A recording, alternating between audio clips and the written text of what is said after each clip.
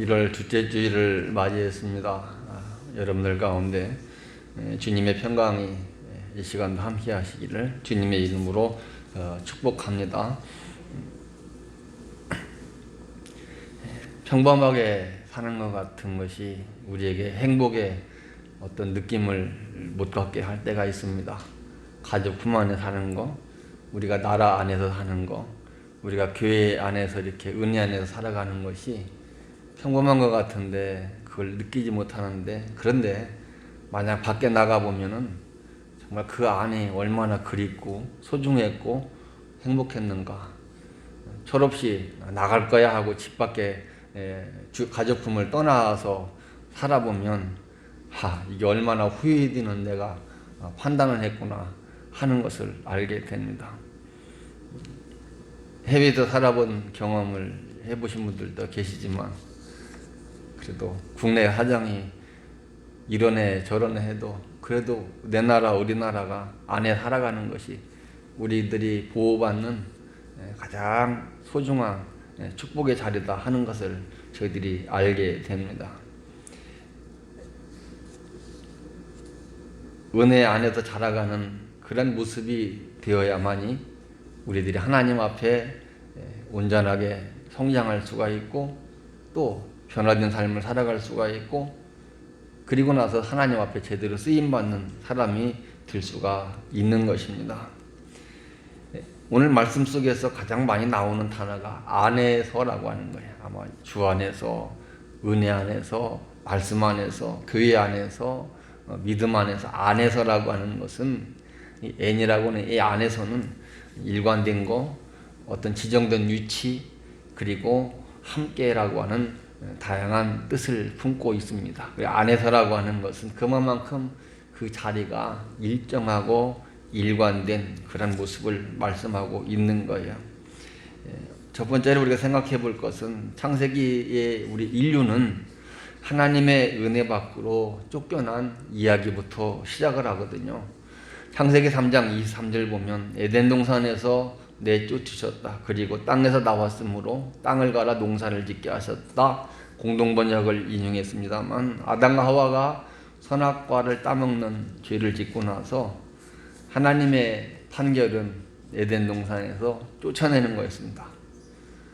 에덴 동산에서 얼마나 행복하고 그렇게 만족한 조건 속에서도 죄를 집니다.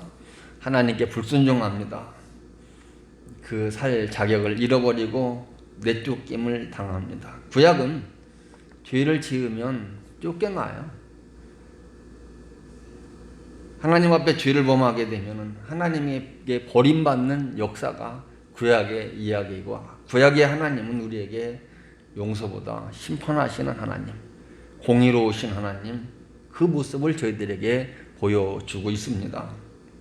민수기 5장 2절에도 이스라엘 자손에게 명령하여 모든 나병 환자와 유출증이 있는 자와 죽음으로 부정하게 된 자를 다 진영 밖으로 내보내되, 이스라엘 백성들이 광야에서 진영이 있는데 이루고 살아가는데 쉽게 말하면 동네 밖으로 내보내는 거예요.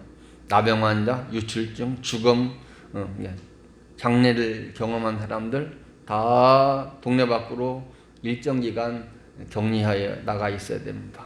이어서 4절에도 이스라엘 자손이 그같이 행하여 그들을 진영 밖으로 내보냈으니 곧 여호와께서 모세에게 이르신 대로 이스라엘 자손이 행하였더라. 이렇게 부정한 거, 공동체 유익이 되지 못하는 율법을 어긴 내용에 관해서는 철저하게 강제 외부 격리를 시켜서 그 내부가 더럽혀지지 않도록 철저하게 했던 것을 보게 됩니다. 부정하거나 하나님 앞에 깨끗하지 못한 우리 삶의 행실까지도 행한 사람들은 다 동네 밖에 나가서 그 부정이 다 씻어질 때까지 가깝게는 열흘 혹은 뭐 한 달 이상 그렇게, 아니면 영원히 격리 등등 해가지고 딱 구별, 죄인과 의인, 깨끗한 것과 더러운 것을 확실하게 구별했습니다. 이렇게 구약에서 보여주시는 하나님의 역사의 이야기는 어떤 때는 홍수로, 어떤 때는 바벨탑을 무너뜨리고, 소돔과 고모라를 유황불로 또 태우시기도 하고, 이 세 가지 사건의 공통적인 특징은 뭐겠어요? 심판이라고 하는 거예요. 하나님의 심판이에요. 홍수로 심판하시고, 바벨탑으로 무너뜨려서 심판하시고, 바벨탑을 무너뜨려서 심판하시고, 소돔과 고모라를 유황불로 심판하시는 이야기입니다. 자, 이런 역사를 경험했어도 백성들이 계속해서 뒤의 역사를 쌓아가는 거예요. 가나안으로 다시 하나님이 애굽에서 복귀시키려고 하시는 역사의 이야기가 출애굽의 이야기입니다. 근데 가나안 땅에 정착해서도 유다 백성들이 망하는 역사를 경험해요. 하나님 은혜 안에 살질 않아요. 자꾸 우상을 섬깁니다. 바벨론에 망하고 나라 뺏기고 또다시 애굽에서 살던 것처럼 바벨론에 나가서 살아가는 거예요. 자기 나라 안에서 살지 못하도록 하나님이 다 내쫓으시는 거예요. 에덴 동산에서 아담과 하와를 내쫓았듯이 가나안 땅에 정착해 살아가는 유다 백성들을 또다시 내쫓습니다. 바벨론을 내쫓아가지고 그 안에서 살 수 있는 자격을 주지 않아요. 이게 바로 하나님 앞에 죄를 범한 자의 모습이었고, 그렇게 죄를 범한 자를 다루시는 하나님의 방법이었습니다. 그런데 예수님이 이 땅에 우리를 구원하러 오시고 나서는 하나님이 우리를 다루시는 방법이 달라졌습니다. 요한복음 15장 4절에 내 안에 거하라 나도 너희 안에 거하리라. 가지가 포도나무에 붙어있지 아니하면 스스로 열매를 맺을 수 없음 같이 너희도 내 안에 있지 아니하면 그러하리라. 에덴 동산에서 아담하와를 처벌하신 하나님의 방법 내쫓음인데, 이제 예수님은 이제 내 안에 거해야 된다. 이게 주님이 우리 인간과 다루시 방법이 또 달라진 모습이에요. 6절에도 사람이 내 안에 거하지 아니하면 가지처럼 밖에 버려져 마르나니 사람들이 그것을 모아다가 불에 던져 사르느니라. 주 안에 이제 머물지 아니하면 이제는 우리들이 오히려 사람들로부터 불에 던져져 사름받는 그런 우리가 피해를 입게 되는, 손해를 입게 되는 사람이 된다 하는 말씀이에요. 예수님이 이 땅에 오신 목적은 은혜 밖에 있었던, 은혜 밖으로 쫓겨났던 우리를 다시 은혜 안으로, 주님의 은혜 안으로 들어오게 하시는 초청인 줄로 믿습니다. 이런 주님의 초청을 모든 분들이 다 받아들이시고 그 주님과 함께 하시기를 주님의 이름으로 축복합니다. 그 주님의 초청을 듣고 주님을 영접한 사람들은 이제는 예수님 안으로, 은혜 안으로, 그 구원의 은혜 안으로 다 들어오게 된 말씀이에요. 이 요한복음 15장과 창세기 3장의 이야기를 비교해 보면 정말 처음과 나중에 그런 모습에 정말 차이가 나는 모습을 볼 수가 있어요. 이렇게 오늘 예수님은 우리가 안에서 살아갈 수 있는 그 은총을 주셨음에도 불구하고 어떤 우리들의 잘못이나 부족함의 이유로 내 문제를 스스로 밖으로 가지고 나가서 해결하려고 하는 판단을 가지고 있다고 하면 잘못된 거예요. 더 구체적으로 얘기하면 그냥 교회 안 가면 되고 예수 안 믿으면 되고 신앙 포기하면 되고, 이게 밖에서 해결하려고 하는 방법이에요. 이건 아주 극단적인 방법이지만 이게 주님이 원하시는 방법이 아니에요. 문제가 있을수록, 내가 어려움에 봉착할수록 오늘 다 주님 앞으로 와야 돼요. 이 수고하고 무거운 뒷진 자들아 다 내게로 오라 내가 너희를 쉬게 하냐. 우리의 인생의 고충을 주님이 다 하시는 거예요. 오라는 거예요. 와, 주님 안에서 해결받고 주님 안에서 이 모든 문제를 풀어가기를 원하시는 게 예수님의 마음입니다. 에베소서 2장 19절에도 오늘 주님께서 우리에게 주시는 말씀은 이제부터는 너희는 외인도 아니고 나그네도 아니고 오직 성도들과 동일한 시민이요 하나님의 권속이라. 하나님의 은혜 안에 들어온 자들에 대한 하나님의 백성의 회복된 신분을 아주 국적까지 정확하게 저희들에게 말씀해 주었어요. 천국 시민이고 하나님의 가족이다. 그 안에서 건물마다 서로 연결해 주원해서 성전이 되어가고, 또 하나 22절에 너희도 성령 안에서 하나님이 거하실 처소가 되기 위하여 그리스도 예수 안에서 함께 지어져 가느니라. 우리들 성경에서 가장 많이 나오는 그 안에서, 성령 안에서, 여기도 예수 안에서, 아마 예수 성령은 우리가 눈여겨보고 지나가지만 안에서라고 하는 말은 그냥 지나치기 쉬운 단어예요. 그러니까 예수 안에서, 성령 안에서 이 말을 우리가 깊이 묵상하지 않으면 그냥 성령 받으면 되고 예수 믿으면 되고 이런 식으로 평이하게만 생각하지, 내가 그 성령과 그 예수와 내가 어느 자리에서 어떻게 어떤 자세를 취하고 살아가야 되는가에 대한 유치 안에서를 있기 때문에 그냥 뜨거운 주님과의 관계를 맺지 못하고 살아가기도 하는 것입니다. 그래서 우리는 이 안에서가 참 중요한 거예요. 은혜의 온도를 유지하고 성령의 온도를 유지하고 그 유지하기 위해서는 항상 안에서 있을 때 가능한 줄로 믿습니다. 밖으로 가면 온도 떨어지고 추워요. 지금 추운 거 경험하시잖아요. 밖에는 추워요. 그런 안에는 따뜻하게 우리를 보호할 수가 있습니다. 로마서 6장 11절에도 이와 같이 너희도 너희 자신을 죄에 대하여는 죽은 자요 그리스도 예수 안에서 하나님께 대하여 살아있는 자로 여길지어다. 예수 안에 들어보니까 이제는 과거는 죽고 이제는 하나님 안에서 내가 다시 살아난 나의 모습을 표현하고 있는 거예요. 고린도전서 1장 4절에도 그리스도 예수 안에서 너희에게 주신 하나님의 은혜로 말미암아. 어디서 주신 거예요? 그리스도 예수 안에서 우리에게 주신 은혜예요. 은혜는 은혜 밖에서 받지 못해요. 예수 안에서 가능한 줄로 믿습니다. 안에 있을 때 그 주신다고 했지 밖에 있을 때 주신다는 말씀이 성경에 없는 거예요. 내가 너희를 위하여 항상 하나님께 감사한다. 고린도의 교회의 이런 문제 속에서도 항상 바울은 예수 안에서 기도하고 예수 안에서 감사하면서 그러면서 이 문제를 풀어가기를 원했던 것입니다. 성경은 예수 안에서 이루어진 말씀을 저희들에게 주고 있어요. 늘 예수 안에서, 은혜 안에서 어떤 괴로움과 문제가 있어도 항상 예수 안에서 해결받고 살아가는 것이 되어야 되지 예수 밖으로 나가면 안 된다라고 하는 것을 다시 한번 강조해주는 귀한 말씀인 줄로 믿습니다. 그렇기 때문에 고린도전서 4장 6절에도 기록된 말씀 밖으로는 넘어가지 말라 당부하고 있잖아요. 이렇게 소송하고 저렇게 소송하고 뭐 세상적인 방법을 가지고 하려고 하고 그럴 때 바울이 딱 정한 기준은 말씀 안에서 해결해.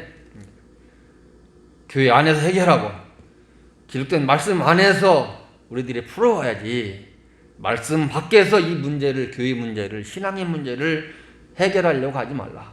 이게 바울이 정해줬던 기록된 말씀 밖으로 넘어가지 말라는 겁니다. 오늘 우리에게도 하나님의 은혜 안에서 해결하고 우리 안에서 해결하고 교회 안에서 해결하고 가족 안에서 해결하고 말씀 안에서 해결받고 살아가는 그런 은혜가 있을 때 그래야 그 문제를 풀고 나서도 그 다음이 건강하게 우리가 살아갈 수가 있는 겁니다. 남극의 이 황제 펭귄의 허들링하는 모습이에요. 아시다시피 남극의 온도는 평균 50도, 55도에 영하 최고 추울 때는 90도까지 내려간다는, 이것은 상상할 수 없어요. 그런데 이 동물들이 영하 90도까지 내려간다는, 얼음이 90%로 되어진 남극이 파카도 안 입고 이렇게 살아요. 펭귄이 신발 신는 거 봤어요? 털신도 없어요. 맨발로 다니는데도. 그리고 그것도 모자라서 바닷속에 들어가서 먹이 활동을 하고 살아가는 게 펭귄입니다. 이 펭귄들 보면 우리가 춥다고 하면 안 되는 거예요. 이 허들려가는 이 광경을 TV 영상으로도 봤습니다만은 이 바람이 지금 부는 거 아니겠어요? 웅크리고 서로가 몸을 이렇게 부딪히면서 바람이 들어갈 틈이 없는 거예요. 그리고 가운데 이 중앙에는 온도가 37도가 넘어간다는 거예요. 그 영하의 추위 속에서도. 그러니까 이렇게 계속 유지하는 게 아니라 이 대열이 계속해서 안에 있는 뜨겁게 달궈진 데워진 펭귄이 밖으로 이쪽으로 밖으로 나오고 밖에 있던 이 펭귄들이 서서히 안으로 들어가면서 서로의 온도 유지를 위해서 계속 교대한다라고 하는, 이게 이 황제 펭귄의 허들링하는 광경이에요. 얼마나 이런 모습이, 야, 사람들이 과연 이렇게 할 수 있을까? 사람들이 과연 이렇게 할 수 있을까? 하는 것을 생각해 보게 됩니다. 서로의 체온 온도가 떨어지면 얼어 죽기 때문에 서로를 살게 하는 방법은 함께 공동체가 서로 몸을 부딪히면서 떨어지지 않고 허들링하면서 그렇게 섞여서 밖에 있는 펭귄이 안으로, 안에 있는 펭귄이 따뜻해지면 밖으로 나와서 또 바람을 막아주는 역할, 이 역할을 하면서 영하의 50도의 날씨 속에서도 24시간 견디는 펭귄의 생존법입니다.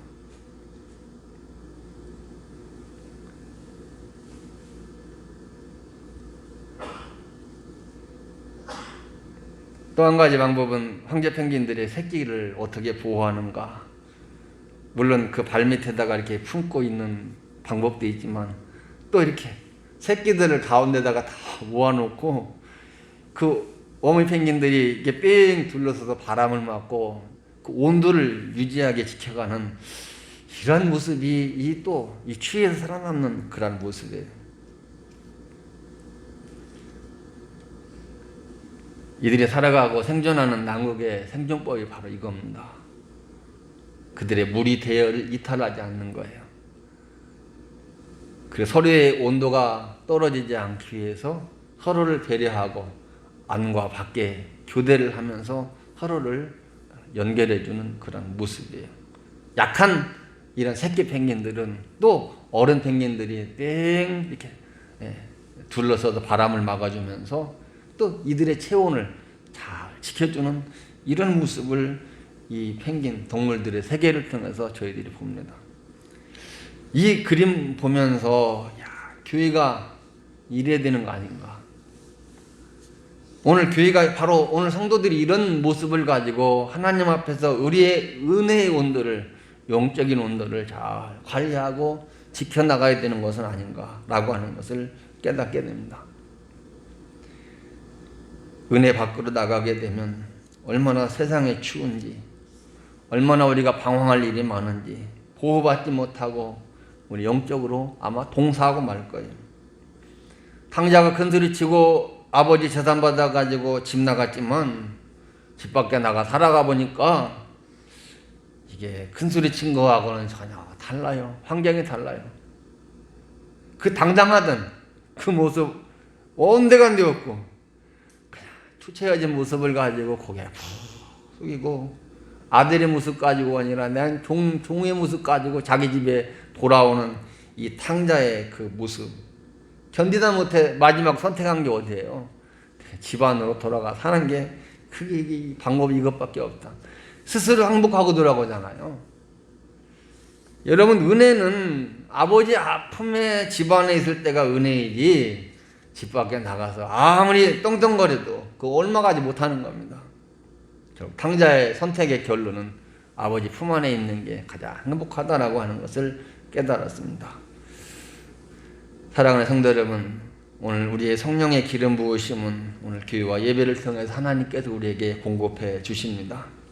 아무리 내가 은혜 충만해도 예배를 멀리하게 되면 우리 신앙과 모든 은혜와 모든 것들이 메마르게 되고 떨어지게 되고 차가워지게 되어 있습니다. 그러나 우리가 다시 뜨거운 영적인 온도를 회복하기 위해서는 예배를 가까이 하면서 우리의 심령의 온도를 올리는 길이 가장 중요합니다. 그렇기 때문에 어떤 경우에도 우리가 예배를 멀리해서는 안 될 것이고 예배를 멀리할수록 우리의 은혜의 온도는 갈수록 떨어질 거예요. 그러나 예배를 가까이 할수록 우리의 은혜의 온도는 계속해서 뜨겁게 유지할 줄로 믿습니다. 지금까지 우리는 똑같은 신앙생활을 하는 것 같은데 왜 나는 영적으로 잘하지 않았을까라고 하는 것을 생각해 보면 가만히 살펴봐야 돼요. 내가 은혜 안에 주 안에 진득하게 내가 그 대열을 유지하고 있었는가. 아내라고 하는 것은 항상 그 자리예요. 항상 그 자리라고 하는 거예요.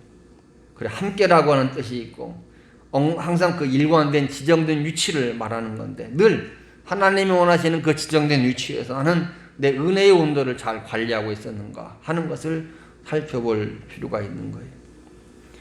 다른 농사도 마찬가지지만 특별히 겨울 농사는 온도 유지가 가장 중요한 관건 아니겠어요? 우리 영적인 온도도 마찬가지입니다. 우리 영적인 삶을 잘 자라가기 위해서는 은혜의 온도를 잘 유지해야만이 그래야 내가 영적으로 잘 자랄 수가 있는 것입니다. 은혜의 온도가 떨어지면 내 삶의 온도도 같이 내려가게 되고, 은혜의 온도가 높아지면 우리의 삶의 온도도 행복지수도 높아지게 되고, 우리가 은혜 생활을 잘하면 잘할수록 가정도 사회도 국가도 더 뜨거워지게 되고 살만한 세상이 된다라고 하는 사실을 우리가 꼭 기억할 수 있기를 바랍니다. 하나님은 더 이상 우리가 더 떨어지기를 원하지 않으십니다. 더 이상 우리가 주님 밖으로 나가는 걸 원하지 않으세요. 그만큼 우리가 주님께서 이 땅에 오셔서 우리와 같이 하고자 하시는 그 아버지의 마음을 우리가 꼭 품고 주 안에서 은혜 안에서 있어야만이 자랄 수가 있고, 그리고 건강할 수가 있고, 그리고 하나님 앞에 제대로 된 온전한 사람으로 쓰임받을 수가 있는 것입니다. 이 한 해도 주 안에서 은혜 안에서 여러분의 심령을 잘 지켜나가시고 또 자라가시고, 그렇게 해서 하나님 앞에 귀하게 쓰임받는 여러분 되시기를 주님의 이름으로 축복합니다. 예수 안의 생명 다 같이 찬양하겠습니다.